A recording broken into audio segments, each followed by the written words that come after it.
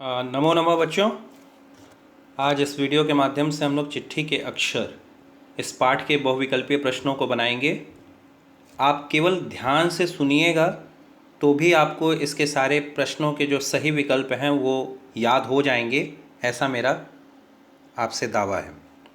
चलिए, तो जो पहला प्रश्न है वो ये है कि चिट्ठी के अक्षर पाठ के लेखक का वास्तविक नाम था। 4 विकल्प मैं बताऊंगा आपको: महेश शर्मा, विमलेश शर्मा, अखिलेश शर्मा या सर्वेश शर्मा। तो इसमें जो सही विकल्प है वो है अखिलेश शर्मा। प्रश्न संख्या 2 है कि संपादक ने लेखक से पहली चिट्ठी में क्या मांगा था। संपादक ने लेखक से पहली चिट्ठी में क्या मांगा था। इसके 4 विकल्प हैं: कविता, कहानी, निबंध या चुटकुले।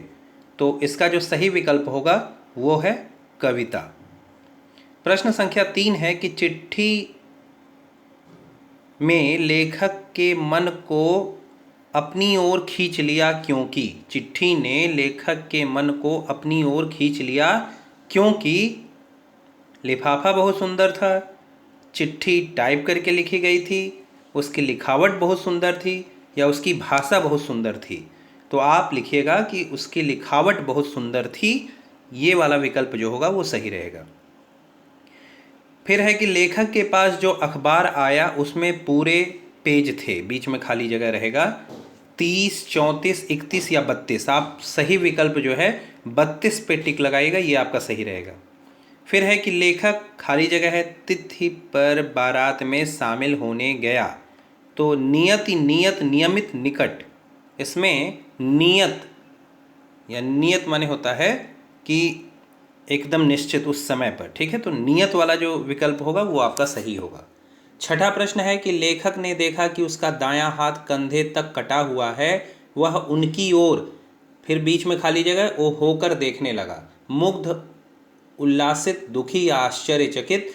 तो यहाँ होगा कि अगर किसी का हाथ कटा रहे और उसको बेहोश करके उसका हाथ काटा गया है तो निश्चित तौर पे वो अपने हाथ की ओर आश्चर्यचकित होकर ही देखेगा।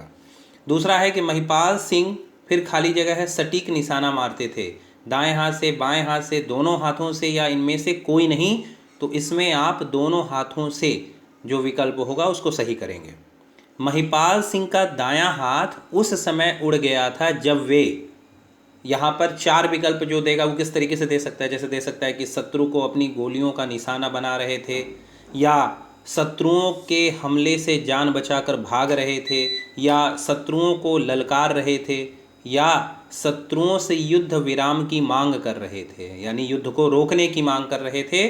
तो इसमें जो सही विकल्प आपका होगा वो होगा शत्रु को अपनी गोलियों का निशाना बना रहे थे। ये वाला विकल्प आपका सही हो जाएगा, ठीक है। इसके बाद में है कि सेवानिवृत्ति के बाद महिपाल सिंह ने कौन सा काम करने का निश्चय किया। अखबार पढ़ने का, दुकान खोलने का, या अखबार निकालने का, या बाएं हाथ से निशाना लगाने का। तो सही है कि उन्होंने अखबार निकालने का जो काम है वो करने का निश्चय किया। महिपाल सिंह की सुंदर लिखावट उनके, फिर खाली जगह रहेगा, का परिणाम थी।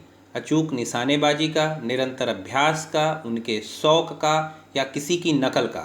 तो आप इतना याद रखिए कि निरंतर अभ्यास का परिणाम थी उनकी सुंदर लिखावट।